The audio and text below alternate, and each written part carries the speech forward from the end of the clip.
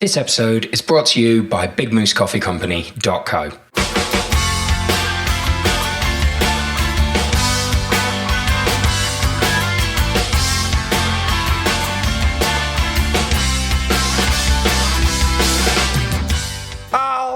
Pal, how New we episode. We are on fire. This is unusual for us because usually we get back in the room. It's like, hey, how you doing, mate? Because we might not have seen each other for a couple of weeks since the last podcast, but this is the third one we've recorded today. Yeah. So you sick of looking at my bald head yet? All the time. All the time. It's the light it reflects. It's difficult to look directly at. Yeah, you know what? I'm just used to it. Well, thanks, Chris, for tolerating me for all this time.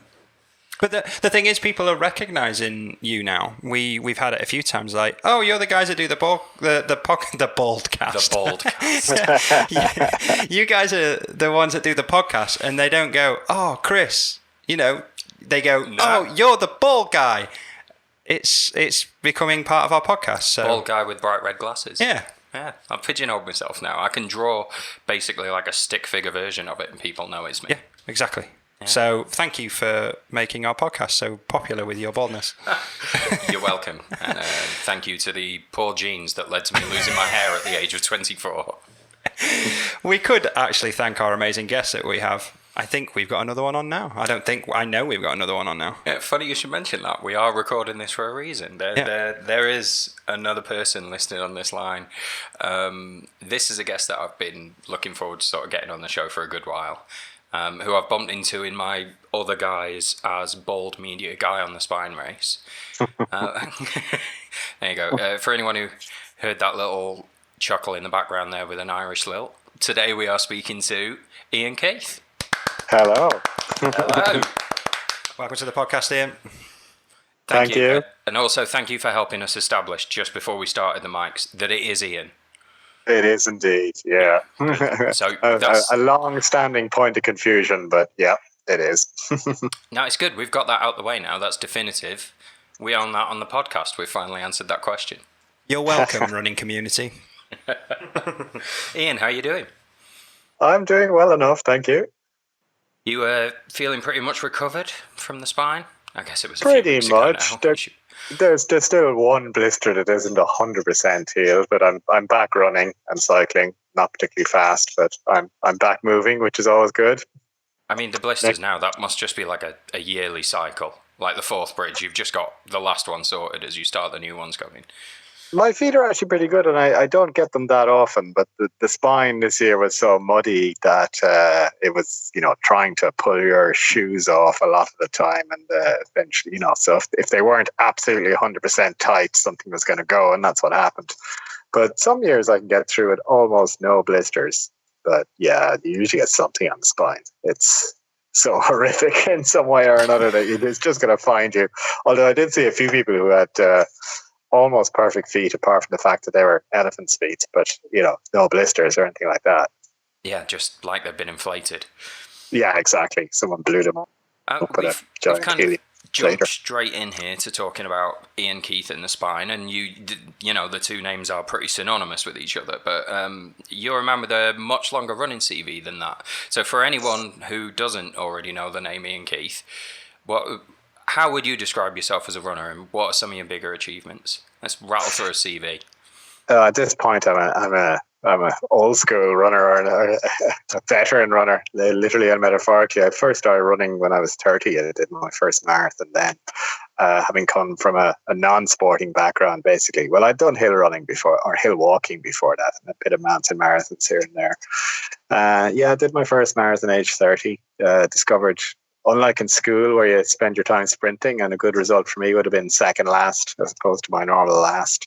So when I lengthened it out to marathon, I discovered I could actually run, and did sub 3 in my first attempt, which kind of left me with no follow-on targets. So I started lengthening out from there. So over the years, I've been experimenting and combining my love of hills as well. So I do both flat ultras, like 24-hour races up to 6-day races, and I do all sorts of hilly ultras. And again, having the mountaineering background, and I have a good navigation background for the mountain marathons as well. So I'm I like taking on the all-in challenges where you have to do a bit of everything, where mountains, survival, looking after yourself, navigation, the whole lot. So, yeah, I suppose I've a long background of all sorts of races.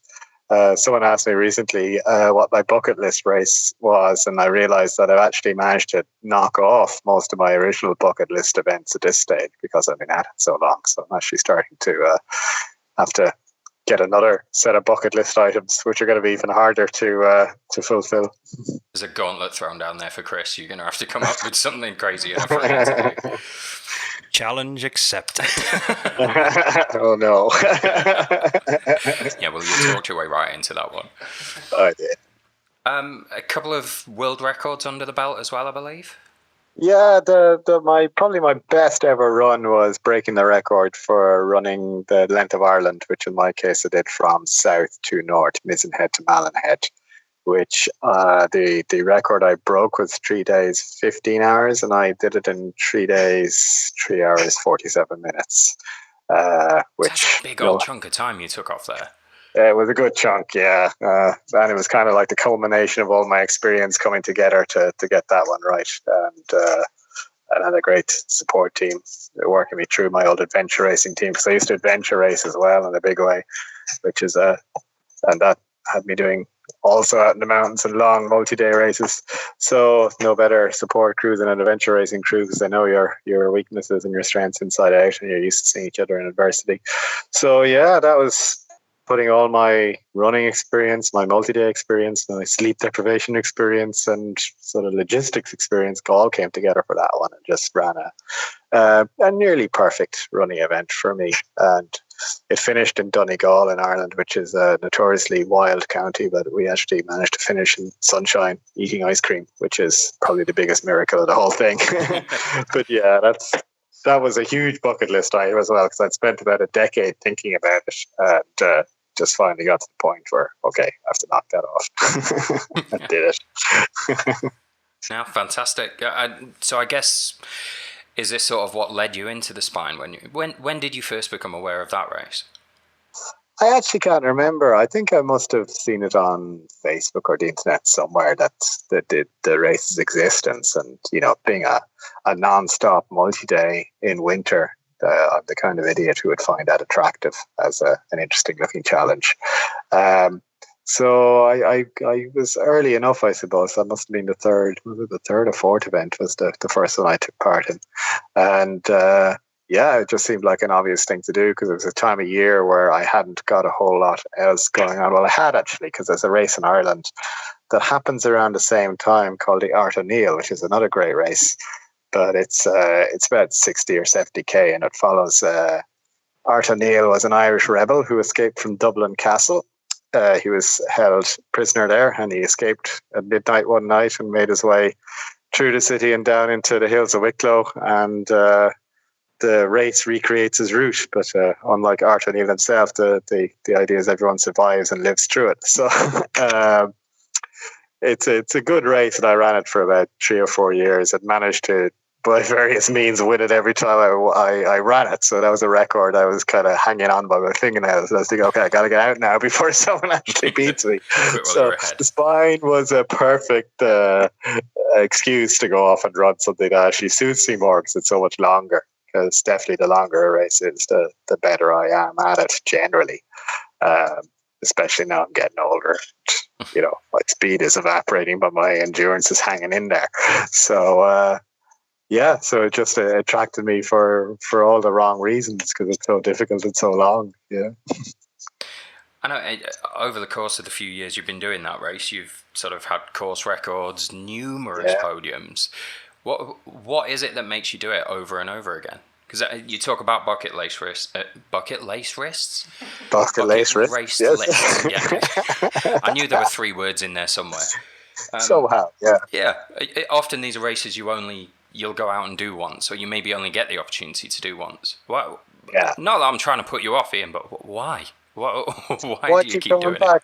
The spine family is, they talk about the spine family, and I think it does exist, and it's there. There's a great community spirit around the spine, and it's not just the racers, it's everyone all the helpers and the organisers, and it's just a great atmosphere there.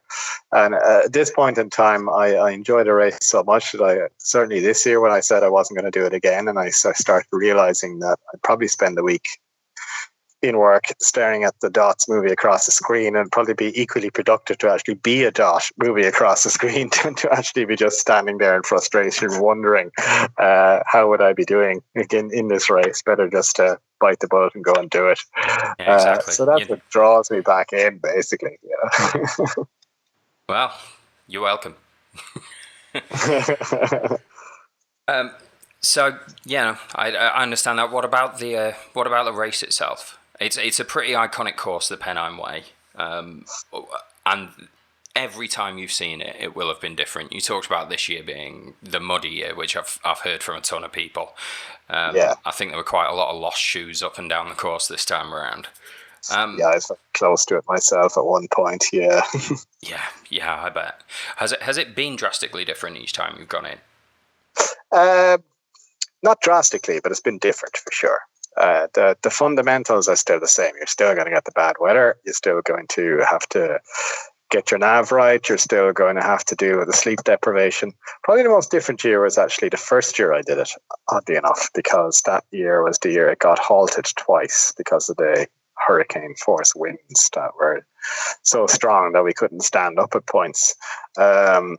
And so we had 2 halts of multiple hours. One was about 24 hours. So that was a very different year because we got to see different parts of the course in daylight. And because of the stop-start, it was very different in terms of sleep strategy. But every other year has been quite similar overall, with just the details different in terms of which kind of bad weather you're getting tends to be the difference. But they can be quite similar in a lot of ways. Certainly in terms of knowing the course, I would have started off with my maps out, my compass out, the GPS being consulted, whereas now I occasionally consult the GPS, but mostly I'm doing it on memory and knowledge because I have a very good... some people remember people, some people remember names. I tend to remember routes and locations. So I can do about 80% at least of the course just purely from memory. Yeah, well, you've done a few recce's now, Ian. Right. I have, yeah. The live recce's, as I call them. Is there a chunk of the course that you consider to be the hardest? Yes, the leg that goes across the bogs and then onto Hadrian's Wall and then across more bogs and finally arrives in Bellingham. That, to me, is the hardest. Interesting enough, when I first looked at it all on profile and on maps, that looked by far the easiest section because it's the one section without any big climbs. It's just a few bumps here and there, but the reality on the ground is starkly different. It turns out that the low level stuff is much harder to navigate, and it tends to be boggier and messier and mentally harder to deal with. And so yeah, that's probably the section I dislike the most, I'd have to say. Whereas, the theoretically hard bits, like going over Crossfell and in awful weather, it's always awful weather, or going over Crossfell, or going up into the Cheviots and dangerous weather. I love that. Absolutely love it. And that's been some of my best times, being alone up there, taking on the elements, having nature throw everything at you. And in the case of the Cheviots, knowing that there's nobody else up on the mountain range bar yourself, that total isolation and responsibility for yourself, I actually enjoy that. And I know one of the aspects, you've just touched on it a little, but one of the aspects that people talk about this race with the most disbelief is the lack of sleep, is the sleep deprivation. Yeah. You say that like you're happy about it. Yeah, no, bring it on. It's actually the aspect of ultra running I hate the most is sleep deprivation. If I had to pick one, if the one thing I really would prefer to get rid of is sleep deprivation. And that's what I try to do, actually. I try and strategize it out as best I can, which is another sort of long-term learning experience that I continue to learn, is how to not have those awful sleep deprivation experiences. Again, the first year I did it, I ended up doing that nasty leg Pavel and myself did it together, and we were basically looking after each other. But in the second half, we were quite sleep deprived, the two of us, and we were all over the place. And I can remember Pavel stopping to read the map at one point, and I was so sleep deprived, I just walked straight into him because I was basically asleep walking. Yeah. So I remember for hours staring down off Hadrian's Wall, looking at the lights below, thinking there's probably something there I could lie down and be able to sleep, and I could be happy and warm, and nice and cozy. And I don't like being that sleep deprived, so I try and factor it out by timing my sleeps as best as possible and power naps and so on, whatever it takes not to get in that awful state of sleep deprivation. I've also had that on the Northern Traverse, which is, to me, it's the baby. It's like a baby brother of the spine, that goes across rather than up and down England. So there's usually the third leg of the Northern Traverse. I'm stretching out my sleep deprivation, whether I like it or not, because I usually can't sleep before it and end up just the last section of the third leg across an old railway line path. And twice I've done it, and twice I've been hallucinating, having arguments with myself through that leg. It's just not nice. So it's a constant project to factor that out and fix it, which I managed to do this year pretty much in the spine by judging my sleeps pretty well, and one powering up in the Cheviot's to clean it up when I was getting a bit sleep deprived. And the end result was quite an enjoyable race in the end, particularly towards the finish, where I know John was took about an hour or two at Hut 2 just to try and recover and get himself together, whereas I came flying through Hut 2 full of joy because I had managed to factor out the sleep at that stage. So there are ways to do it, but then John was multiple hours ahead of me, so I had got more sleep, and that was one of the reasons he was multiple hours ahead of me.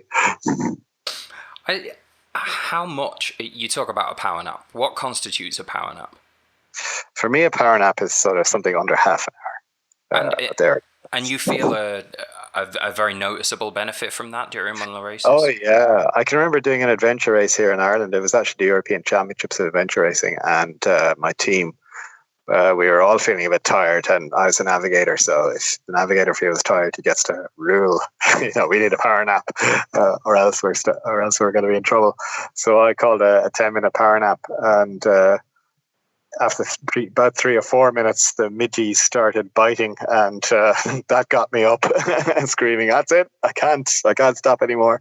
But even that 5 minutes was enough to keep me happy and concentrating for about the following 6 or 7 hours without a problem.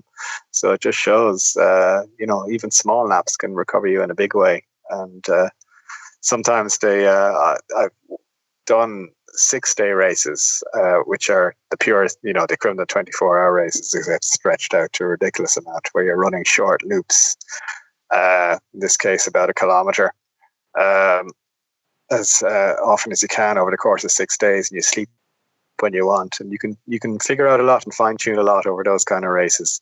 And you would find a lot of people take 20-minute naps, 15-minute naps, and get a good 5 or 6 hours of performance afterwards.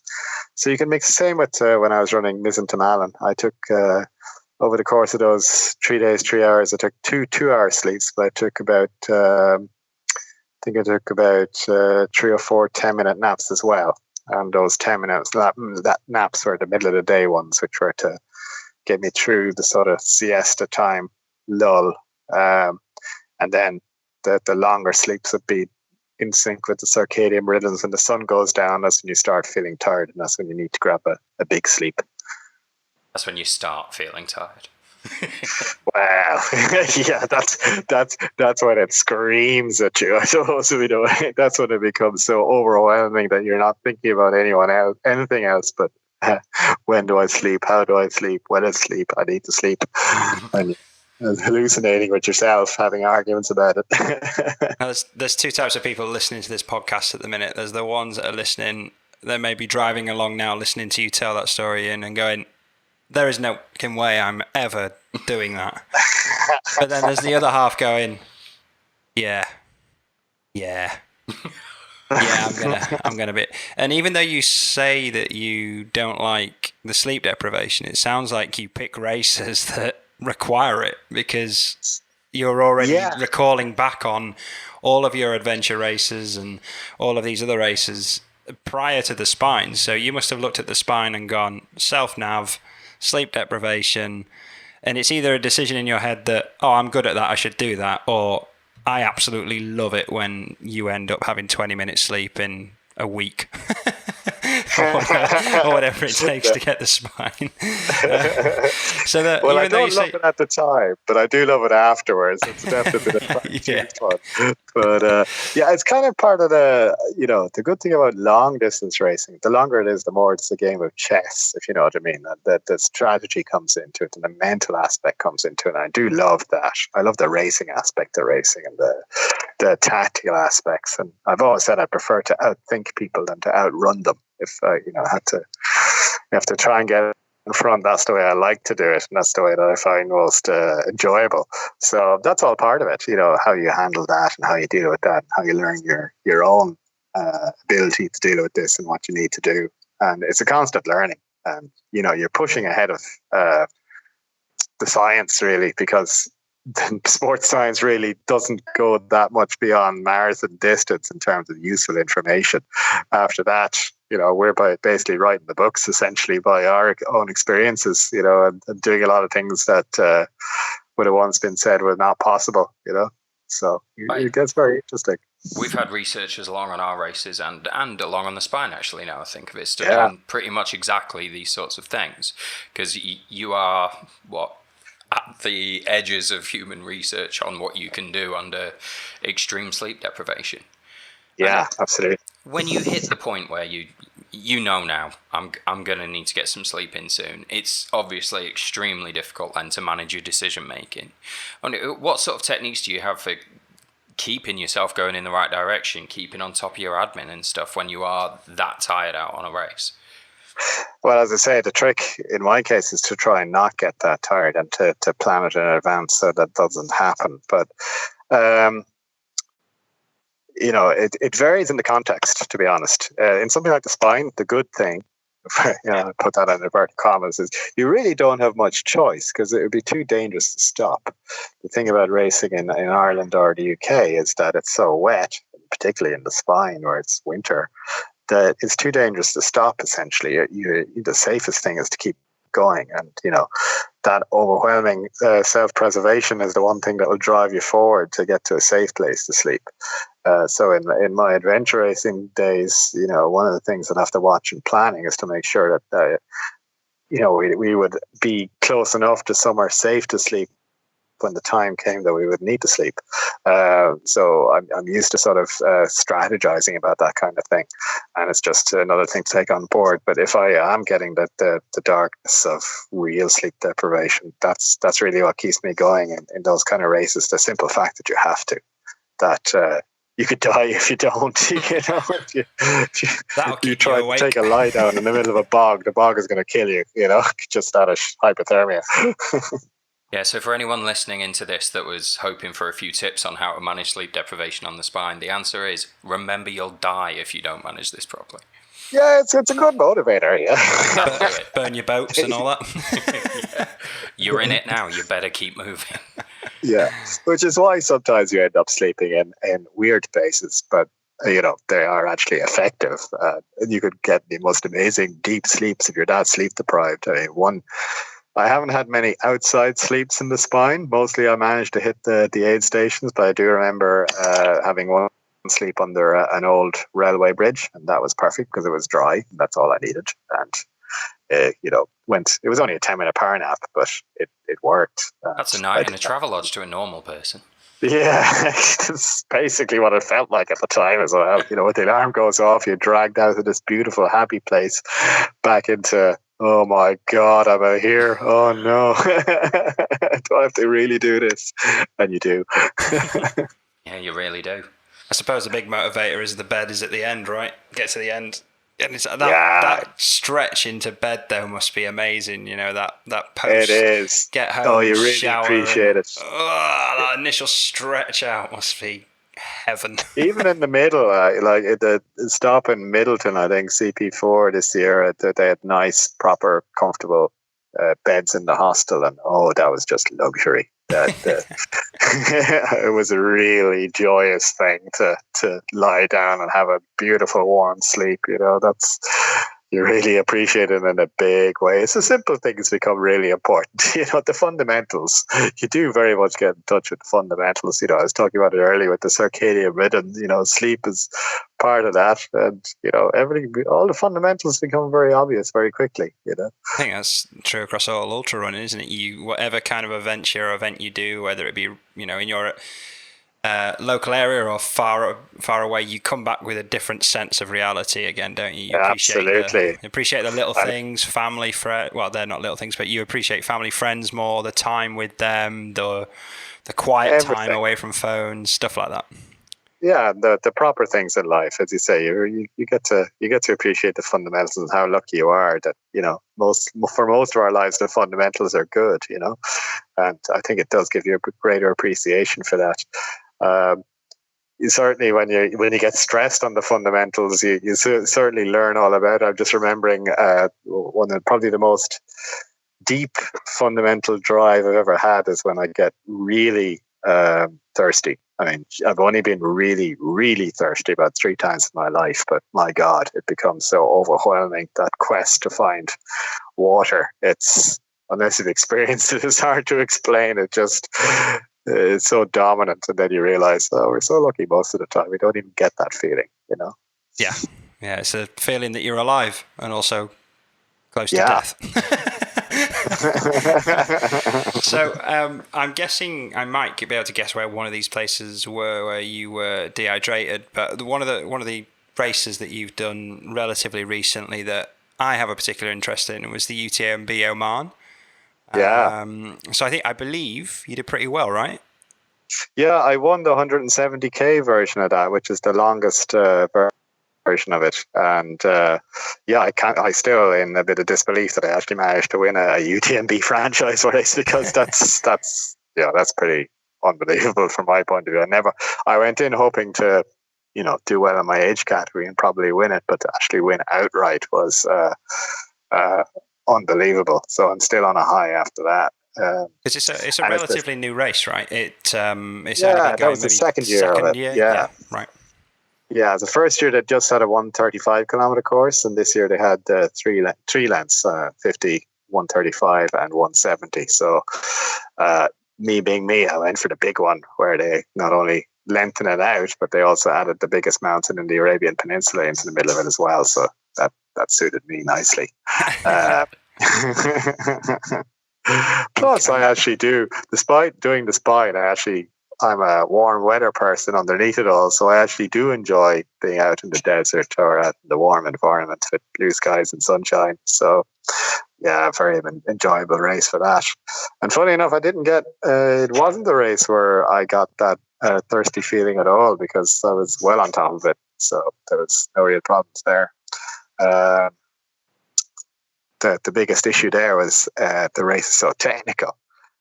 It's possibly the most technical running race I've done in terms of the terrain. And certainly the 135 course last year, I remember afterwards talking to a lot of people who'd done it, and they were a bit shattered by how technical it had been and weren't expecting it to be so difficult. And indeed that the race finishing times showed how difficult it was. And this year, the extra bits they added in for the 170 were even more technical than the 135 course. So it just ramped it up another level again, so that things that looked easy on paper turned out to be hugely difficult underfoot. Like there was a 1,000-meter descent that looked like you'd fly down it, but on the ground it was full of just non-stop broken rocks that you had to get every footstep took concentration, and you couldn't accelerate through it at all. You actually had to take slow, careful steps down the whole time. So that 1,000-meter descent was probably slower than if I was climbing it, because it was the danger of tripping and braining yourself on all the sharp, pointy rocks race over. So it took an awful lot of concentration, and that was just typical of the race. So it would be similar stats compared to the main UTMB in Chamonix, which I also did this year, and I did Chamonix UTMB in 27 hours this year. So for a little more climb and a similar distance, it took 36 hours to do Oman. And that's all about how difficult the trails were. Or not difficult, but technical. Because I wouldn't describe it as, I actually enjoyed the technicality. So I wouldn't call it difficult so much as, just technical and fun. Well, I was going to say there, you described yourself earlier as not a particularly fast runner. I guess a technical course like that maybe plays to you and your strengths as a tactical runner. It does. It definitely did. And even beforehand, I was looking at, as best I could, the profiles of all the other runners, doing my ultra stalking using DUV, the website, to see what everyone's history was. And the one thing I took out of it is that none of the other runners that I could see had gone beyond about 30 hours. And I knew that the course is going to, having done it last year at the 135, and it took me, I think it was around 27 hours to do 135 last year. So I knew it was going to run over 30 hours. So I knew they'd be heading into the unknown, whereas I'd be perfectly happy running that kind of distance. And I'd know how to pace that. The way up the spine course. Yeah. just on the warm-up. And it does make quite a big difference when you know how to pace these things. And because a lot of, the classic ultra problem is going out too fast. And of course, that's exactly what happened to a lot of runners in Oman. Whereas I was just steadily taking my time, and people were coming back to me more than I was overtaking them. So yeah, it wasn't a matter of speed. It was more a matter of steadiness and just steady running, careful running, not making any mistakes more than anything. So yeah, that definitely suits me these days. I think like races like the Spine, like the Bob Graham and all the Graham rounds that we in the Paddy Buckley round stuff, and all the fell running community across Britain and the UK and Ireland probably does us well when we go over to a race and it's all technical. Especially I ran with Adam Kimmel, a good friend of mine. He's an incredible runner. But especially in the US, the expectation they have for the trails there would be... Yeah. I took him up in the Lake District, and he would flat out refuse to say something was a trail. And he was right, but I was trying to convince him it was. And he's like, this is not a trail. I was like, well, to a fell runner, this is heaven. It's a motorway, right? Yeah, this is basically exactly. like That's a well-groomed so true. motorway. But it happens at UTMB every year as well. Whenever there's bad weather at UTMB, the Brits seem to be able to muddle on up the ranks. Which, definitely. I think it's races. Yeah, but I think it's races like the ones that you've mentioned previously that probably put you in a very good position. I know it was hot, but soon as that gets technical, I think obviously on your experience, you was loving it by the sounds of it. Yeah, absolutely loving the technical running. Yeah, embracing it, enjoying it. So yeah, that's exactly it. I'm just adding this when to my you're used list to the of mountains and university. I remember doing an adventure race many years ago in Scotland. And it was one of the first big adventure races in Scotland, Wilderness Arc, I think it was.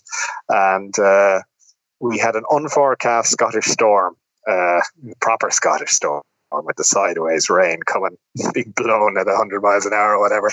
And I remember turning to my teammates and saying, bet you by the morning there'll be no American teams left in this race. And I was absolutely right. But not only were there no American teams out of 36 starters, there was only 9 teams left running, and that was only the second day. But it just shows, once you're able to handle the weather, and then you take that abroad, you can deal with all kinds of adversity that people are just not used to dealing with.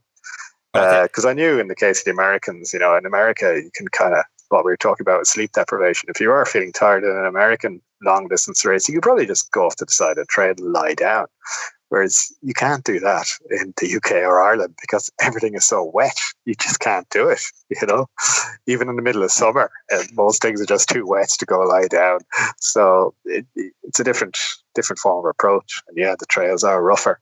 Our local Wicklow round has been taken on by Joe McConaughey, an American runner who held the record for the Appalachian Trail. And I was kind of trying to brief him remotely about how it was, but he said afterwards, no matter how much I told him, he absolutely had no idea what was facing him until he got there. There's no explaining how, the bogs, the wilderness, the wildness, the lack of trails, it's very different. Imagine treacle that's full of spikes, and that is that is your running terrain for the next 30 plus You'd probably hours. call it molasses, but Yeah, exactly. Well, you're building up a nice checklist for me here, Ian, of this event that I have to design for you, which is basically make sure you go with no sleep. It's technical as hell, though there's sideward Scottish rain somewhere in there. We're building up a nice checklist. Yeah, blue skies and sunshine mixed in as well, please. Cause, Just at the finish line. just at the finish. When you finish, you have a blue. We're designing the perfect race here. So when the second you finish, the sun comes out and there's an ice cream van with a beer. As well. That sounds about right. Yeah. He's serious. Chris is actually pretending to write this down now, as the people watching this on YouTube will know. My invisible list. So what's next on the card for you, Ian? What's 2020 hold? I've actually been mapping out the calendar the last few days. The next up is in 2 weeks, actually, which is I've been watching for the last 2 years Big's Backyard Ultra, so I'm going to try last one standing up in Northern Ireland just to have a go at the format. So that's on in 2 weeks because it's an interesting format with the every hour on the hour. Do your 4.2 miles, and it's to me it's possibly the most evil of Laz's races in terms of the evil genius of taking it on, because when you start you have no idea what it's going to take to finish it, none whatsoever. So that's a particularly hard thing to plan for, and obviously it's going to stretch sleep deprivation, presuming that there'll be enough competition there to do it, which it very much looks like, and so yeah, it's a whole new experience for me to head into that one. So for those that don't know what that is, so Laz is the creator of the Berkeley Marathon, which if you're into your ultra running, you may have seen the documentary on Netflix. And if you haven't, you should. Yeah, it's a pretty good. The race that eats its young. Go and find it. So Laz is the brainchild of the Backyard Ultra. The principle being that you have a small lap to do. It's between 4 or 6 miles. It's about 4.2 miles, I think. 4.2 miles, yeah. So and every hour a bell will go and you have to start the next lap when that bell goes. And the reason for the design of this race is Laz was fed up of people saying that, you've took part in it and things like that, and that counts some way. He was adamant that unless you win a race, you're out.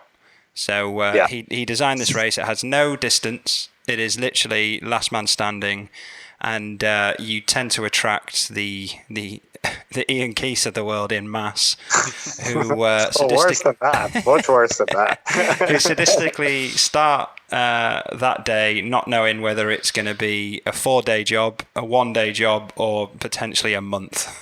just to see how, and basically lap upon lap upon lap, and it's full of micro sleeps, vomiting, and all that. So ultra stuff, exactly. So that's everyone caught up to speed, and so that's what you're going to take on in 2 weeks. Is that right? 2 weeks, yeah. Okay. And it's to learn the format for myself, because I know it's such an interesting format that there's an awful lot of interesting tactics and strategies to be learned there. And the best way to learn it is to go do it.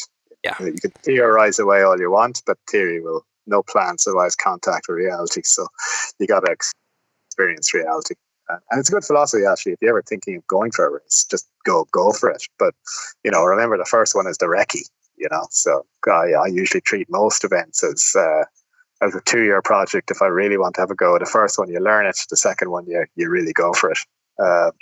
And that's definitely the case with this race. The first one is definitely targeted as a learning experience, but there's a few interesting people look like they're targeting for it as a learning experience as well. So it could be quite a combat zone out there. With that in mind, then, should we be looking at your visit to the actual Berkeley Marathons as a recce? That's what I had in mind when I was doing it. Of course, everyone goes to the Berkeley thinking, how hard can it be? Is it going to live up to the documentary? I'm waiting for the answer here, Ian. Yeah, it is. Absolutely. It's harder. It is the hardest running race in the world. I think it very much deserves its reputation and more.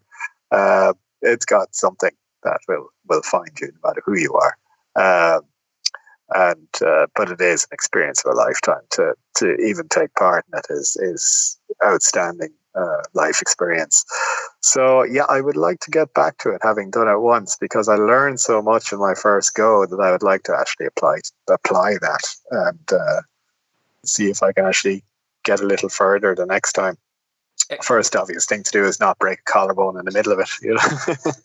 And there we go. That's what I was about to come to. You came out with quite a unique injury. What Yeah. actually happened to you?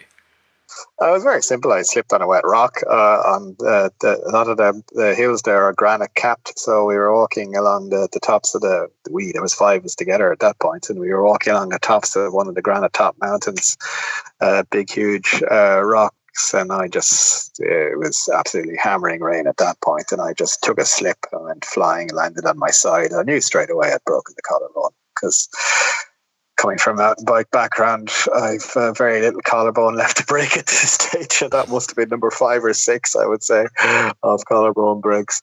So I knew what I'd done, and I was in the middle of Frozen Head State Park with nobody around, and apart from the 400 people I was with, it was just, okay, well, the easiest thing to do here is just carry on. And, I'm walking out one way or the other. I certainly can't call for help. There's nothing to call for help with. They're only going to worry about me when 24 hours or so elapses. So the easiest way is just walk out of here. The easiest way to walk out is just carry on doing the thing and have some fun. So I ended up doing more than 2/3 of a Berkeley lap with a broken collarbone, which was an interesting experience, to say the least. I can imagine, yeah. Interesting is one word for it. Yeah, it's hard enough without a broken collarbone, but yeah, so I was trying to fall on one side, and falls are inevitable when the course is wet after a huge rainstorm like that. So needless to say, you don't often get a choice which side you fall on. So I taught my American friends I was running with a few new words of I burn no English. Well, I think next time you go back to the Berkeley, doing it with 2 intact collarbones should be a cakewalk. Should be fine now. Again, you would say that, wouldn't you? But there's no cakewalk in the Berkeley. I think at the end of the first lap, I hadn't been so mentally tired in about 10 years in a race, because trying to learn the navigation. Bartlett said, lads will tell you it's not a navigation event because it's a fixed course event, but that actually makes it harder because you have to follow the actual course. In a navigation event, you just be hitting the controls, the books in the case of Berkeley, but you actually have to take the right course between the books, which means you have to concentrate all the time and never vary from the course. And, it's done the old-fashioned way, map and compass. You're not allowed any external aids. You're not even allowed your own watch. Laz issues everyone would watch, and that's just to tell the time. Yeah. Laz buys 40 cheap watches, sets them all on the same time, finds the one that runs fastest out of those 40 and uses it as a race clock, so he wants at maximum disadvantage.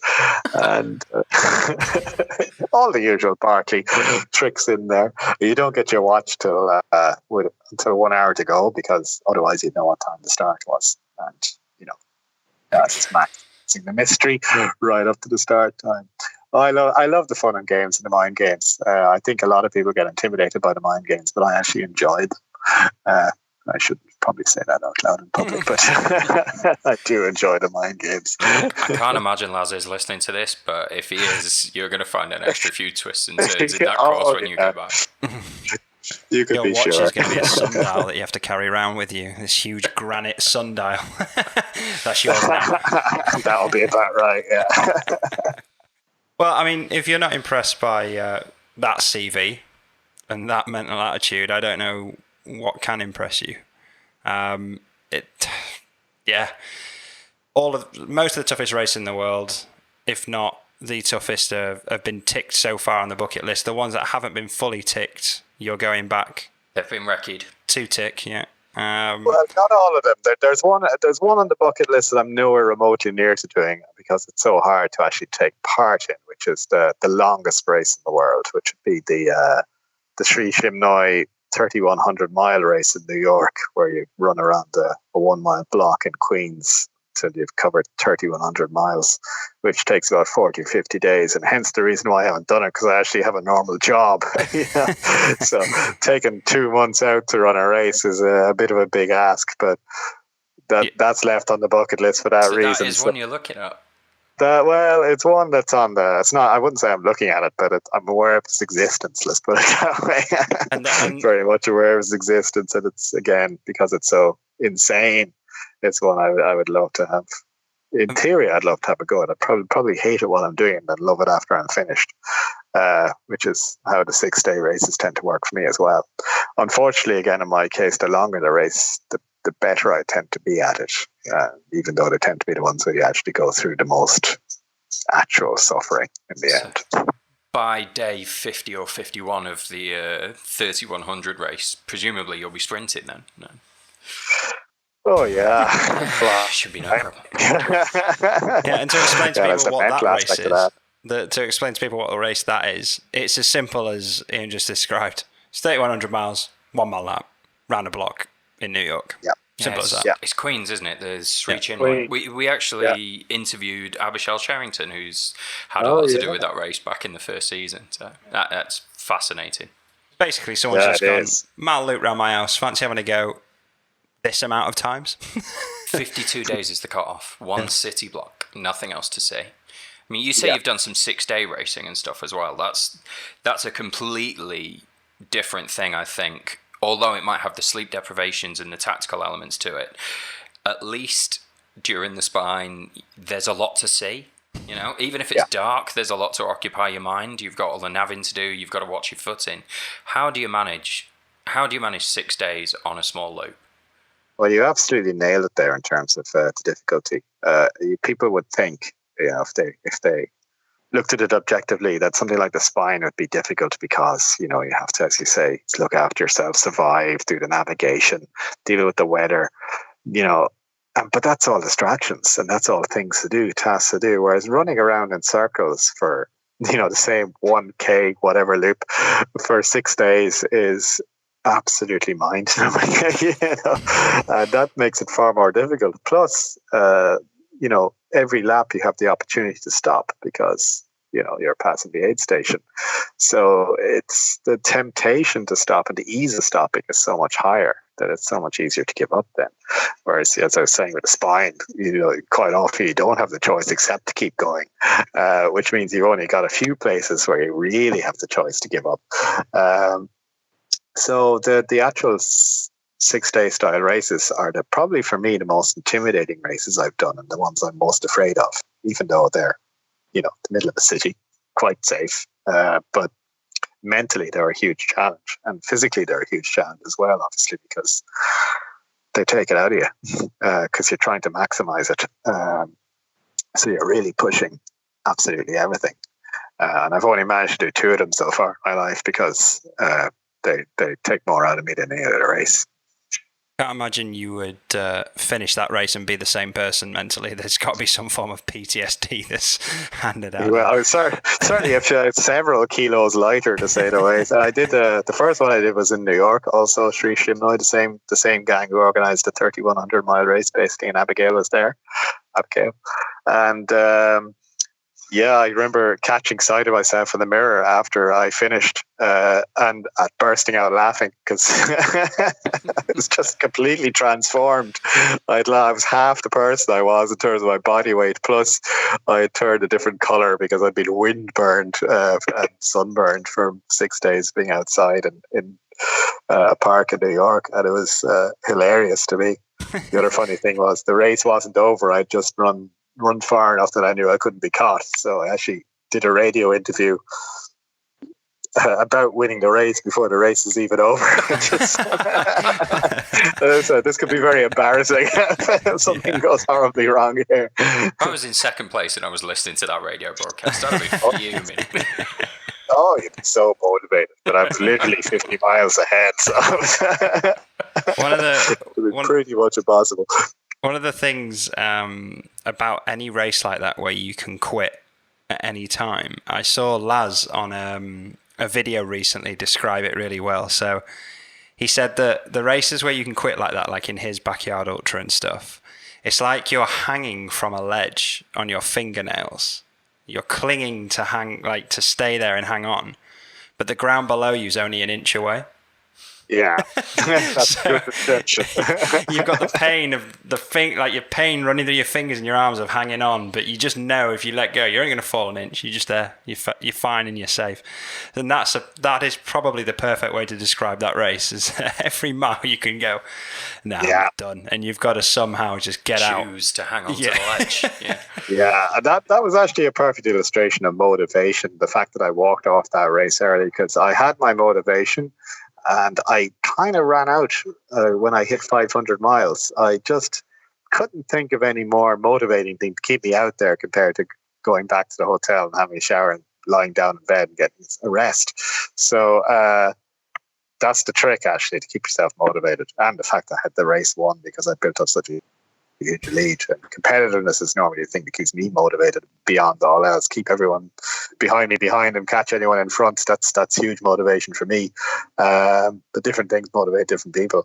But when you run out of motivations, things go downhill very fast in a race like that. And that was a perfect illustration. And it's happened to me in 24-hour races as well, where I can remember doing a World Championship 24-hour race where I gave myself a target of breaking the Irish 100-mile record, and I did it. But I forgot to give myself a good follow-up motivation, and I ended up having a crash within about 10 minutes and having to recover from that.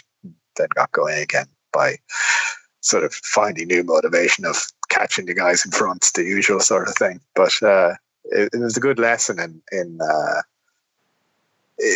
that aspect of ultra running, that it's so important to have your motivations, because ultra running is so difficult. It's very easy to walk off and give up because there's so many reasons to make the pain stop, make the difficulty stop. So you have to have a good enough reason to want to keep going, that the pain is irrelevant or the difficulty is irrelevant. Sorry, go on. So I was just going to say, I don't want to give the wrong impression that ultra running is all pain and overcoming adversity and so on, because I actually try and factor all that out. And, in a race like Oman, I was mostly enjoying myself and having fun. And it's not all about pain and dealing with pain.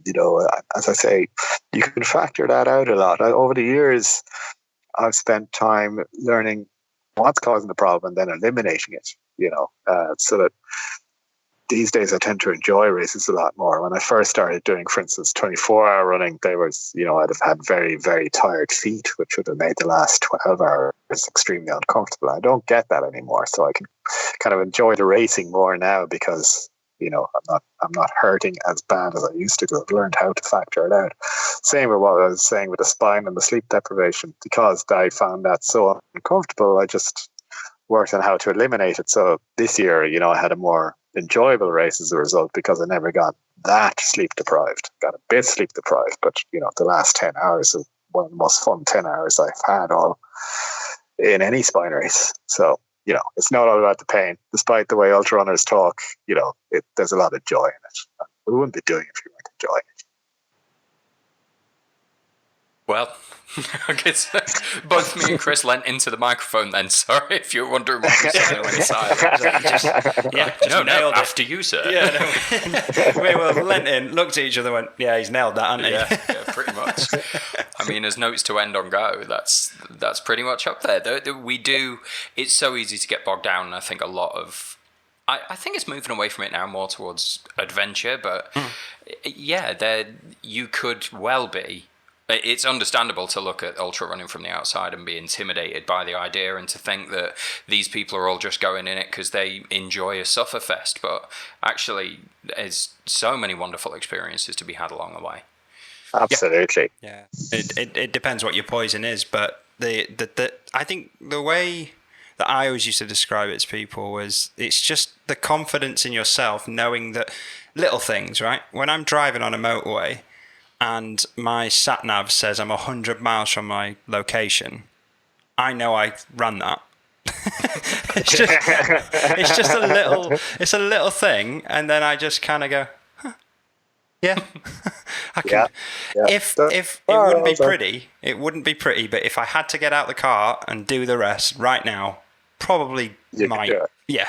It wouldn't be pretty, but I could. I might need to stop off in that travel lodge we mentioned earlier, but yeah. But yeah, it's just those little things like that, and I think there's just a level of, obviously, Ian, more than probably most humans on the planet, you know what you're capable of, both physically and mentally, and that is a thing. It's a luxury that not many people get to experience. So absolutely, and I do value that, and it's one of those things I grab onto nearly every day. I'm out training in the hills because where I live in Dublin, I'm on the edge of the hills. So a lot of night times I'll find myself up in the Dublin mountains and looking across a city of 1 million people with the lights glistening, and I'm up there on my own with just the deer and the badgers for company. And it's like, this is so amazing that, we're out here. I'm out here getting this experience, and, most people don't get to do it. And, I grab all those experiences and treasure them. And, that's part of the enjoyment. And races are, they take you to places that are even more incredible because the nature of races and race directors, they tend to bring you interesting places, to say the least. So, yeah, it's definitely part of the joy. Well, I think that should be the leaving message for our listeners. Be more Eoin. Be more Keith. grab hold of these experiences and pronounce it correctly. Yeah. And, you can find Eoin online. We'll have links to all these socials and stuff like that, and so you can find him and follow him and see what he's up to. At the time of recording, this probably will go out around the time of the Big Yard Ultra, so I know we're talking about 2 weeks now. But by the time this goes out, it might probably will have happened now. So yeah, just typing away on Google, see how no pressure Eoin, but see how Eoin got on or is getting on, and you can see what his recce was like. Just as usual, guys, remember that you can subscribe on all of the Spotify, iTunes, anywhere you're listening. We're also on YouTube. Make sure you get it again.